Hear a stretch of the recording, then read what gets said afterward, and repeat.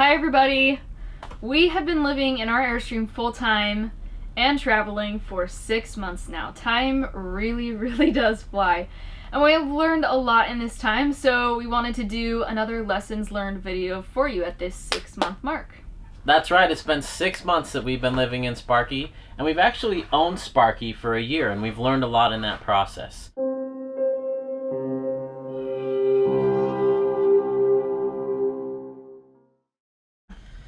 Another thing I wanted to bring up was loneliness. This is big for me. I'm a very social person. I get lonely on the road, very lonely. We've heard of plenty of other full-timers who tried it for a few months, got too lonely, and went back to a sedentary life where they could put down roots and have friends. We're so lucky to have each other, and our relationship has really grown through this process. But we miss interacting with our lifelong friends. We're going to talk about this a little bit more. It's nice to be able to make friends on the road, but that's really hard to do, especially when you're moving all the time. It's also tougher to get away and do stuff. And maybe that's not 100% true, but we've only been backpacking once in 6 months, whereas before we left, we would have been gone over 30 different backpacking trips.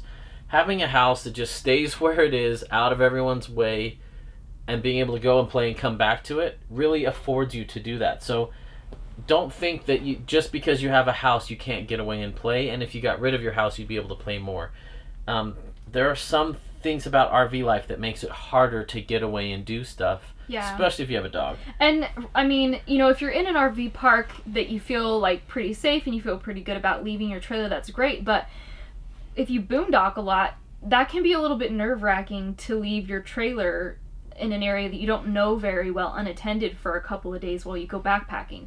And that wasn't something that I thought about before we left. Another thing, RVing with a dog is super tough. We love Fender. He's a member of our family. We could never give him away. But we would never recommend buying a dog as a companion on your RV trip. We will do an entire video on that at another time, but adding the dog factor really complicates And that things. doesn't mean that you wouldn't, but we're just saying, like, with our lifestyle, with the hobbies that we have, if we didn't have a dog, we wouldn't go out and buy one. But like Steve said, like, we love Fender, and he's worth all of, you know, the things that we have to work around to do it. But it's an added thing that you kind of have to think about, and you know, we'll never be gone for 10 hours at a time. But it depends on where we go. Like, if we want to go to a museum, it makes it hard. If we want to, like, 60% of the hikes out there are not dog friendly, and that really limits where we can go. We'll talk about that entirely in a different episode, but we wanted to mention it. One thing that I've realized is we both downsized our wardrobes when we moved into the Airstream because we have more limited space. When we had a house, we had massive closets and massive wardrobes because we could, you know. So it took us longer to filter through everything in our wardrobe. Now that we have smaller wardrobes, our clothes are wearing out a lot faster. So that's been interesting, and that's not, you know, good or bad. I mean, I think at the end of the year, we'll still have probably spent the same or even less on clothing because I don't have to have like professional attire for work. But it's just something to be aware of, that like your shirts, your t-shirts, and your jeans are gonna get threadbare quicker than they used to if you only have a few. It's funny, but yeah, it really does happen. And that's kind of everything. Everything gets more wear and tear. One of the biggest lessons: time absolutely flies when you're on the road, especially when you're about to leave a place and go to another place. We're here in Tucson for 2 more weeks, but all the things we want to do still before we leave don't fit into 2 weeks. Yeah. And every day is just flying by. And the faster you move, the faster time flies. Another thing I learned is that there are tons of different types of RVers, maybe 20 different types. And your experience will be totally different from us. Most people don't RV the way we do. Most people don't work 40 hours a week. Most people don't need internet connection 24/7 to get in touch with work, and a fast connection to be able to video conference. Most people don't have quite as many outdoor hobbies as we do. They kind of pick 1 or 2. We have a lot of them, and it's worth it to us to haul all that gear around because we do all those things. But to people who don't do all those things, they kind of can't wrap their head around it.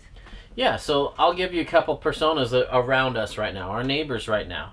They come here for 6 months out of the year, park it, live here. They pretty much stay in their trailer 12 hours a day, watch TV, do whatever they do in the trailer, maybe go out to eat at night. But they pretty much live at this park for 6 months, and then they go to another park for 6 months when it gets hot here. Pretty simple, pretty cheap life. That does not appeal at all to us. There are people who exclusively boondock. We would love to be that way, but we can't because of work commitments. And one thing I'll add is no matter what type of RVer you are, you need to be flexible enough to be able to do every single type, at least a couple nights a month, because there are times you don't want to be the Walmart liver there, but you got to, because that's what happens when you move. There are people that... there was another young couple who was here for a little while, and they just kind of get jobs wherever they go. They stay for about a month and a half or two. So just kind of, minimum wage jobs, a lot of them food services or UPS processing or things like that. And they just lived in a little Class B, really small rig, really simple life, but they were close to our age. Yeah. Other people will stay 2 weeks. Every 2 weeks they move to another place. Some people stay exclusively at state parks. Some people stay at full-on resorts. We had another neighbor behind us who left this park. She was disappointed because they didn't have enough bingo nights.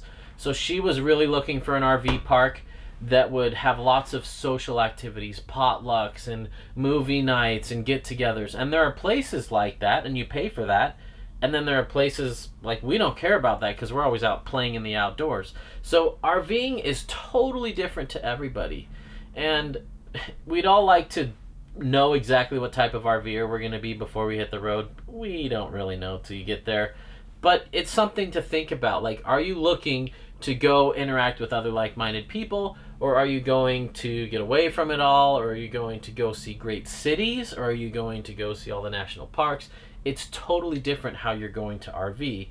And it also varies from park to park. Some parks will cater to a really young crowd. Other parks will cater to a really old crowd. It's really hard to know until you get there.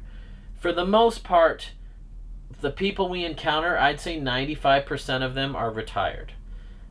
That's growing as younger people... well, when we're in boondocking spots, it's more younger families. Yeah, agreed. Uh-huh. But when we're in a park, it's more retired people. So RVing is totally different for so many different peoples. So that makes it hard to know when you're reading reviews for a park. Like, someone will say, the park we're at was an awful park because there was no bingo night, and no mini golf, and no shuffleboard, and I don't care about any of that. So their negative review is pulling down something that I would have thought was a positive, because I'd rather not pay for those amenities in my monthly fee. Anyway, you get what I'm saying. Yeah. Everybody RVs differently. We love getting in dirt roads. We love boondocking the most. If we could do that full time, we probably would, but we'd still want to come back to a city every now and then. Yeah, and I think it also makes it challenging if for people who are looking into doing this, because before we looked into it, we were doing tons of research, and it's tough because a lot of people are like, oh, you have to have this or you need to do that, and some of those things depend on your RVing style, and so there are a lot of purchases that you just kind of have to wait on until you get out on the road and see what your needs are, because Joe Blow may tell you need to do it this way, but that may not suit what you actually end up doing. So people kind of like to apply really general principles to full-time RVing, but there's such a kaleidoscope of ways to do it. Yeah, if you're in a little Class B Sprinter van, you're going to RV so differently than if you're in a 43-foot Class A $1 million mansion with a Jeep behind it. It's going to be such a different experience, they almost don't compare. Yeah. Kind of back to the different types of RVers real quick. You can definitely do this life on the cheap, and we're actually seeing a lot of that increase. It's kind of sad because, and we're not casting judgment, we're sharing our experiences with you.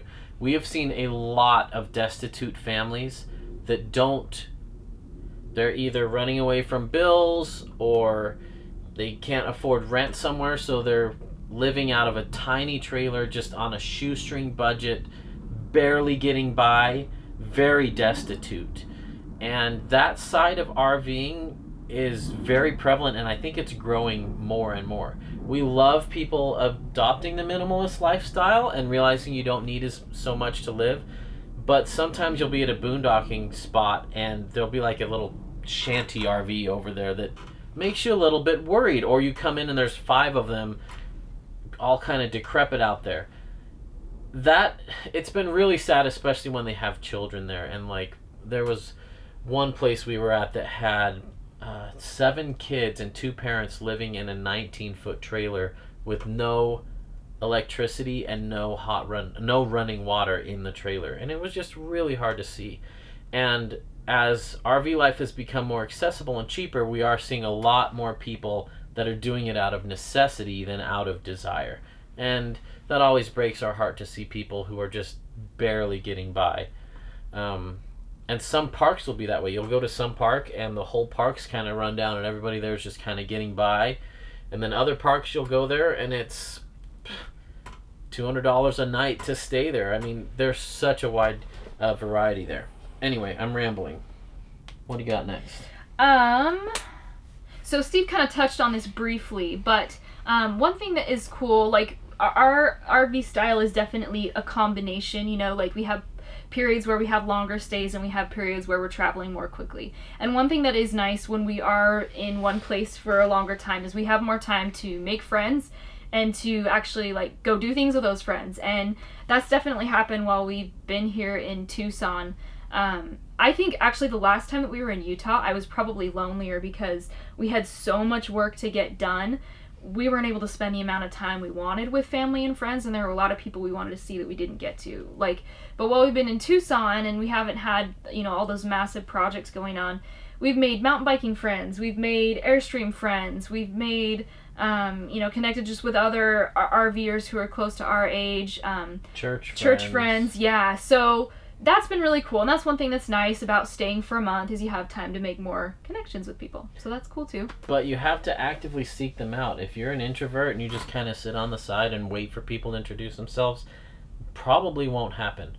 That being said, Teresa had a client who bought an RV and went RVing with it, and then she came back from the trip and told Teresa all about it while she was doing her hair, and she's like, it was awful. It was the worst. Everyone wanted to talk to us, and my boy was just standing by the fireplace, and someone, a stranger, just started talking to him, to my 16-year-old boy, and it's like, okay, that's going to happen. There are some really friendly RVers out there that are pretty outgoing, but you're going to have to hone your people meeting skills and accelerate the first awkward month of a relationship so that you can get to being friends quicker instead of waiting that whole month for it to organically happen and then you leave. Yeah.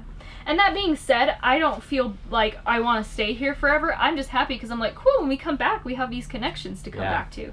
And I'm hoping as time goes on, we have other places that will stay for longer periods of time that will happen. But yeah, more time to connect with people when we're staying put for a month or two.